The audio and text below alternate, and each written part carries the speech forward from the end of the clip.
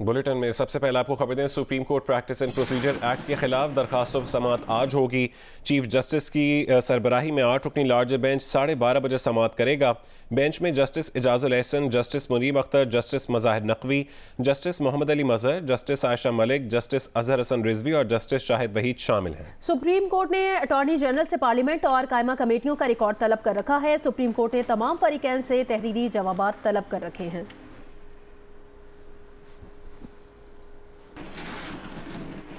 Supreme court practice and procedure act के खिलाफ case में पार्लियामेंट ने supreme court practice and procedure bill से मुतालिक रिकॉर्ड अब तक फराहम नहीं किया। ज़राए का कहना है कि वफाक आज केस में सुप्रीम कोर्ट का फुल कोर्ट बनाने की इस्तदा भी करेगा। सुप्रीम कोर्ट ने पार्लियामेंट और कायमा कमेटियों का रिकॉर्ड आज पेश करने का हुक्म दे रखा है।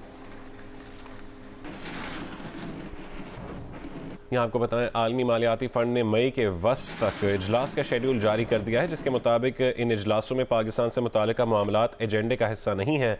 आलमी मालियाती इदारों से फंडिंग ना होने के अलावा आइंदा साल के लिए बजट साजी का अमल शदीद मुतासर होने का खदशा है। वज़ारत ख़जाना ज़राए के मुताबिक पाकिस्तान और IMF के दरमियान कर्ज प्रोग्राम मुसलसल ताख़ीर का शिकार है। IMF दोस्त ममालिक की फंडिंग की यकीन दहानी भी मुतमईन ना हुई। पाकिस्तान ने मजीद $1 अरब की फाइनेंसिंग का जो प्रोग्राम दिया वो भी नाकाफी साबित हुआ। पाकिस्तान को मई और जून में $3.7 अरब वापस करने का मंसूबा देने के साथ दोस्त मुल्कों से मजीद सपोर्ट जाहिर करना होगी।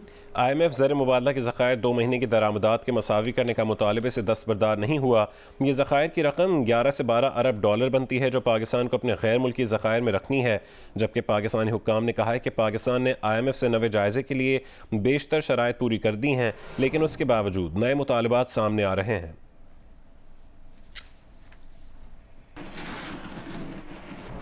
पार्लियामेंट की पब्लिक अकाउंट्स कमेटी आज सुप्रीम कोर्ट के जस्टिस मज़ाहिर अली अकबर नकवी के असासाजात को ज़ेर बहस लाएगी। जस्टिस नकवी के असासाजात को ज़ेर बहस लाने का मामला कौमी असम्बली ने पब्लिक अकाउंट्स कमेटी को भिजवाया था। इस्लामाबाद से जियो न्यूज़ के नुमाइंदे अशरफ मलखम के मुताबिक ये पहली मरतबा है कि पब्लिक अकाउंट्स कमेटी को कौमी असम्बली की तरफ से किसी जज के असासाजात का मामला भिजवाया गया है।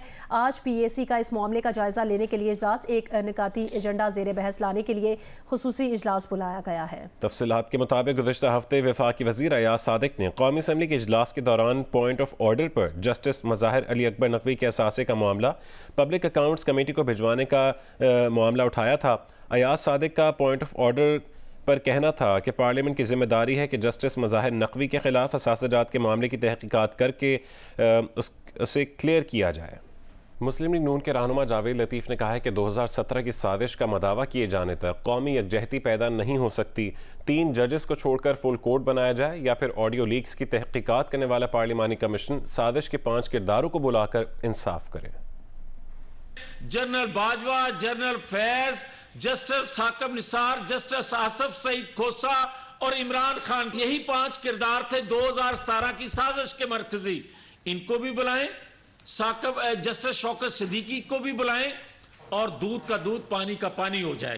अगर पाकिस्तान को किसी बड़े हादसे से बचाना है तो या फुल कोर्ट जो है 1 हफ्ते के अंदर अंदर फैसला दे, या फिर पार्लिमानी कमीशन जो है वो 1 हफ्ते के अंदर अंदर इन किरदारों को बुला के जो जस्टिस है वो करके दिखाए, उस पर अमल करके दिखाए, और जो किरदार 2017 के थे वो कौम से माफी मांगे। एक बयान में वजीर आजम शहबाज शरीफ ने कहा कि इमरान नियाजी की तरफ से मामूली सियासी फायदे के लिए कौमी इदारों को धमकियां इंतहाई काबिल मजम्मत हैं।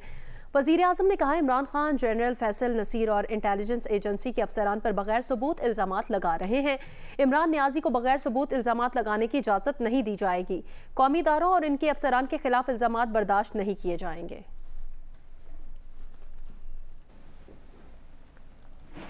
साबिक सदर आसिफ अली जरदारी ने कहा है कि इमरान खान इदारों को बदनाम करने की हर हद उबूर कर चुका है, बस बहुत हो गया, अब मजीद बर्दाश्त नहीं किया जाएगा। उन्होंने कहा इदारों को बदनाम करने की कोशिश ने इमरान खान का चेहरा बेनकाब कर दिया। एक बयान में आसिफ जरदारी ने कहा हफ्ते के रोज की तकरीर के बाद कोई इमरान खान की पैरवी का सोच भी नहीं सकता।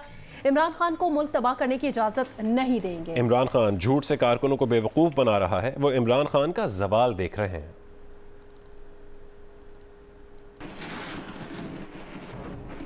तहरीक इंसाफ के रहनुमा फवाद चौधरी ने कहा, शहबाज शरीफ और आसिफ जरदारी के बयानात हैरान कुन हैं। एस्टैब्लिशमेंट की बैसाखी पर खड़े दोनों लीडर्स को एहसास नहीं वो क्या कर रहे हैं। फवाद चौधरी ने कहा है कि मुल्क में कानून की हुक्मरानी के हर उनसर को दफन कर दिया गया। इमरान खान पर कातिलाना हमले के नामजद मुल्ज़िमान से तफ्तीश बुनियादी बात है, इससे इनकार कानून को दफन करने के मुतरादिफ है।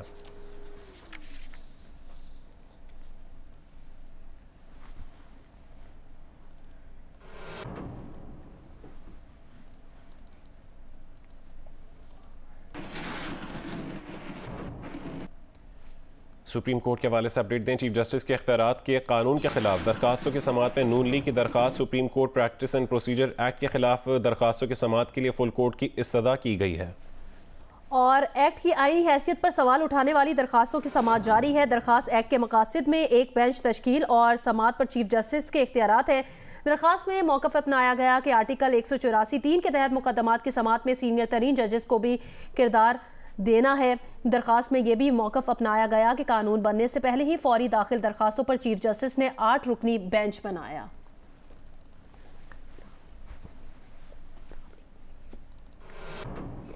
सुप्रीम कोर्ट में चीफ जस्टिस के इख्तियारात के कानून के खिलाफ दरखास्तों की समाअत में नून लीग की दरखास्त supreme court practice and procedure act के खिलाफ दरखास्तों की समाअत के लिए फुल कोर्ट की इस्तदा। एक्ट की आईनी हैसियत पर सवाल उठाने वाली दरखास्तों की समाअत जारी है और दरखास्त के मुताबिक एक्ट के मकासद में एक बेंच तश्कील और समाअत पर चीफ जस्टिस के इख्तियारात हैं। दरखास्त में मौक़िफ़ अपनाया गया कि आर्टिकल 184(3) के तहत मुकदमात की समाअत में सीनियर तरीन जजेस को भी किरदार देना है। कराची में बल्दियाती ज़िमनी इंतख़ाबात का मैदान पीपल्स पार्टी ने मार लिया। जियालों ने जश्न मनाया। जश्न जारी है। गैर सरकारी गैर हतमी नताइज के मुताबिक कराची में यूसीज़ की 11 नशस्तों में से 7 पर पीपल्स पार्टी कामयाब हुई। यूसी की 4 नशस्तों पर जमात इस्लामी कामयाब हुई। मजमूई तौर पर कराची की 246 यूसी नशस्तों में से 98 पर जीत कर पीपल्स पार्टी का पहला नंबर है। 89 नशस्तों के साथ जमात इस्लामी दूसरे और 42 नशस्तों के साथ तहरीक इंसाफ तीसरे नंबर पर है। मुस्लिम लीग नून 7, JUI 2, तहरीक लब्बैक और आज़ाद उम्मीदवार एक एक नशिस्त पर कामयाब करार पाए हैं। 6 नशिस्तों पर नताइज इलेक्शन कमीशन की जानिब से रुके हुए हैं। इतवार को कराची में होने वाले बल्दियाती ज़िमनी इंतखाबात में वार्ड्स की तमाम 15 नशिस्तों में से 7 पर पीपल्स पार्टी जीत गई है। 5 पर जमात इस्लामी कामयाब करार पाई। तहरीक इंसाफ 2 और मुस्लिम लीग नून 1 वार्ड पर कामयाब हुई है।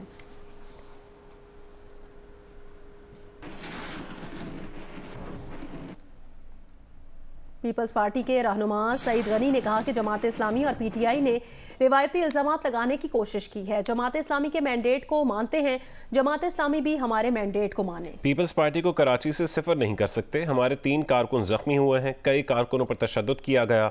जमात इस्लामी को कराची में साथ मिलकर काम करने की दावत भी दे दी। सेनेटर वकार मेहदी ने कहा है कि कराची में मेयर पीपल्स पार्टी का होगा। अगर जमात इस्लामी को शौक है तो वो डिप्टी मेयर के ओहदे के लिए हमसे राबता कर ले।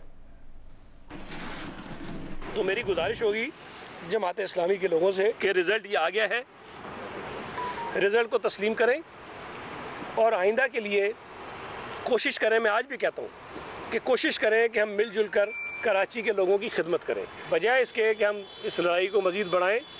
हमें भी एतराज़ात हैं, हमारे भी लोग ज़ख्मी हुए हैं, हमारे लोग भी इल्ज़ाम लगाते हैं कि उनके साथ ज़्यादती हुई है, धांधली हुई है। इलेक्शन कमीशन में उन्होंने भी केस किए थे, ट्राइब्यूनल में वो भी जा रहे हैं। वो एक कानूनी रास्ता में इख्तियार करेंगे, लेकिन आप इस नतीजे को तस्लीम करें। जमात इस्लामी जो है बौखलाहट का शिकार है और इंशाल्लाह इस प्रोसेस के बाद जो अगला प्रोसेस होगा उसमें इंशाल्लाह जो मेयर है वो पाकिस्तान पीपल्स पार्टी का होगा। अगर जमात इस्लामी को शौक़ है बल्दियाती निज़ाम में आने का, अगर उनको शौक़ है वो डिप्टी मेयर के लिए पीपल्स पार्टी को दरख्वास्त दें, उस पर भी हम कंसीडर करेंगे कि उनको डिप्टी मेयर रखा जाए या नहीं रखा जाए। अमीर जमात इस्लामी कराची हाफिज़ ज़ईमुर रहमान ने कहा है कि जमात इस्लामी 8 सीटों पर जीत चुकी थी, लेकिन धांधली की गई है। फॉर्म 11 का जायजा लेने की यकीन दहानी पर एहतजाज खत्म किया है। जाली नताइज कबूल नहीं करेंगे। हमारे मुताबिक तो हम 8 सीटों के ऊपर आगे थे। जिस तरह असरअंदाज हुए हैं पूरे हमले पर और जिस तरह से उन्होंने अपने पूरी नफरी को इस्तेमाल किया है, जिस तरह उन्होंने पैसे को इस्तेमाल किया है, ये तो यानी अब तो इतनी धांधली होने लग गई है कि ये चीज तो लोग बयान भी नहीं करते हैं। हम तो उसके बावजूद जो 8 यूसीओं में हम आगे थे हम उसकी बात कर रहे हैं, लेकिन उन तमाम यूसीज के अंदर इन्होंने धांधली की, इन्होंने मारा पीटा, नताइज को तब्दील अब किया है। हमें अंडरटेकिंग दी है तहरीरी तौर पर कि कंसोलिडेशन के लिए सबको बुला रहे हैं और वो नोटिस जो इशू करेंगे आज हमें तहरीरी जमानत के तौर पर जो RO साहब हैं इन्होंने हमें दी है। सिंध भर में 9वीं और 10वीं जमात के सालाना इम्तिहानात का आगाज़ हो गया है। मीरपुर खास में इम्तिहानी मराकज़ में तालिबे इल्म गर्मी की शिद्दत से बेहोश हो गए। हैदराबाद के कई मराकज़ में बिजली मुअत्तल होने से तलबा अंधेरे में पेपर देने पर मजबूर हैं। लाड़काना, जैकबाबाद समेत कई जगहों पर पर्चा देने के दौरान मुतादिद तालिबात से मोबाइल फ़ोन और नकल का मवाद बरामद हुआ है। सिंध भर से 9वीं और 10वीं क्लास के इम्तहानात के दौरान शदीद गर्मी और बेशतर इम्तहानी मराकज़ में लोड शेडिंग से तालिब इल्म को शदीद मुश्किलात का सामना है। मीरपुर खास में 9वीं जमात के अंग्रेज़ी का पर्चा शुरू हुआ, जिसके दौरान एक इम्तहानी मरकज़ में तालिब इल्म गर्मी की शिद्दत से बेहोश हो गया। हैदराबाद के कई मराकज़ में लोड शेडिंग के दौरान तलबा ने शिकायत की कि बिजली न होने से गर्मी और अंधेरे में पेपर देना मुश्किल हो रहा है, जबकि लाड़काना, जैकबाबाद, दादू के मुतादिद इम्तहानी मराकज़ में भी लोड शेडिंग और गर्मी में तलबा पसीने से शराबूर हैं। कई जगहों पर खुलेआम नकल का सिलसिला भी जारी है।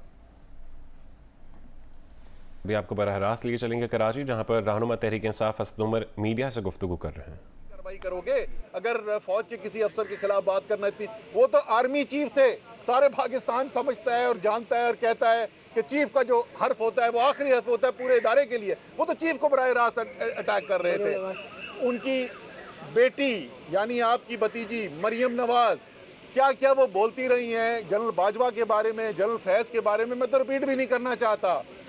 मोहसिन नकवी साहब कूद पड़े, उन्होंने कहा कि कानून अपना रास्ता लेगा, कानून रास्ता लेगा तो वो सबके लिए लेगा। आप क्योंकि सियासी तौर पर नाकाम हो गए, आपसे इमरान खान के बयानिए का मुकाबला नहीं किया जा रहा। आपको नज़र आ रहा है कि पाकिस्तान के हर कोने में कौम जो है वो इमरान खान के साथ खड़ी हो गई है, अपने आईनी हक के साथ खड़ी हो गई है, अपनी उस अदलिया के साथ, उस सुप्रीम कोर्ट के साथ जो आइन का दिफा कर रही है उसके साथ खड़ी हो गई है। इस खौफ से आप आर्मी के जनरल सेक्रेटरी पीटीआई असद उमर कराची में मीडिया से गुफ्तगू कर रहे हैं। अभी आपको खबर दें, supreme court practice and procedure act के खिलाफ दरखास्तों पर समाअत शुरू हो गई है। चीफ जस्टिस पाकिस्तान की सरबराही में 8 रुकनी बेंच समाअत कर रहा है। Justice Ijazul Ahsan, justice Munib Akhtar, justice Mazahir Naqvi bench का हिस्सा हैं। जस्टिस मोहम्मद अली मजहर, जस्टिस आयशा मलिक भी बेंच में शामिल हैं, जबकि जस्टिस हसन अजहर रिजवी, जस्टिस शाहिद वहीद भी बेंच का हिस्सा हैं। अटॉर्नी जनरल मंसूर उस्मान ने फुल कोर्ट बनाने की इस्तदा कर दी। Attorney general Mansoor Usman full court पर दलाइल दे रहे हैं। वकील मुस्लिम लीग नून सलाहुद्दीन अहमद ने कहा, हमने भी दरखास्त में फुल कोर्ट की इस्तदा की है। जस्टिस एजाजुल एहसन ने कहा, आपकी दरखास्त को अभी नंबर नहीं अलॉट हुआ। Supreme court practice and procedure act के खिलाफ दरखास्तों पर समाअत शुरू हो गई है।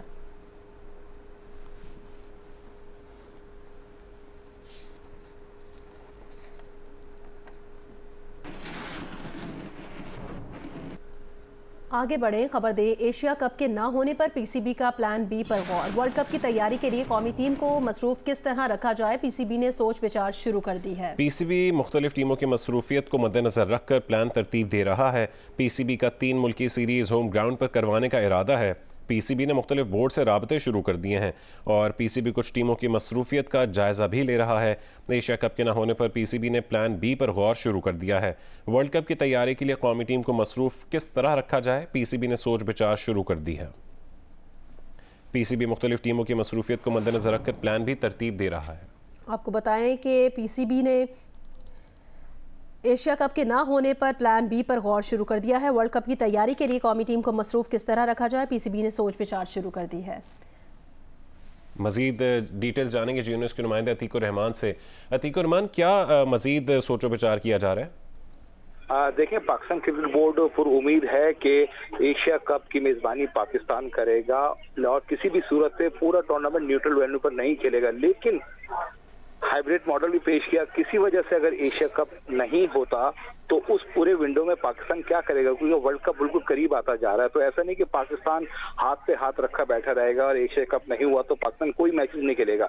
तो इस चीज को मद्देनजर रखते हुए पाकिस्तान क्रिकेट बोर्ड ने जो है वो प्लान बी तैयार शुरू कर लिया है कि अगर किसी भी सूरत में एशिया कप नहीं होता तो पाकिस्तान जो है वो किसी भी दूसरे मुल्क के साथ सीरीज खेलेगा या 3 मुल्की टूर्नामेंट भी पाकिस्तान जो है वो प्लान कर रहा है, जिसके लिए पाकिस्तान क्रिकेट बोर्ड ने मुख्तलिफ बोर्ड से राब्ते शुरू कर दिए हैं और वो अपना एक प्लान प्लान तैयार कर रहा है कि किसी भी अगर एशिया कप नहीं होता तो या तो पाकिस्तान के अंदर 3 मुल्की टूर्नामेंट होगा या किसी भी टीम से जो है एक सीरीज होगी, क्योंकि दीगर टीमें भी जो है वो कोशिश चाह रही हैं कि क्योंकि वर्ल्ड कप इंडिया के अंदर है, एशियन कंडीशन है, तो वो चाहते हैं कि वर्ल्ड कप से पहले हम भी एशियन कंडीशन से हम आहंग होने के लिए एक एशियन मुल्क में जाकर सीरीज खेलें। तो इस वजह से बहुत से बोर्ड जो है वो दिलचस्पी रखते हैं कि अगर पाकिस्तान फ्री है और पाकिस्तान की मसरूफियत नहीं है किसी वजह से, तो पाकिस्तान जो है इस प्लान बी को तैयार कर रहा है कि यहाँ पे ताकि वर्ल्ड कप की बेहतर से बेहतर तैयारी हो सकेगी। बहुत शुक्रिया अतीकुर रहमान अपडेट करने के लिए।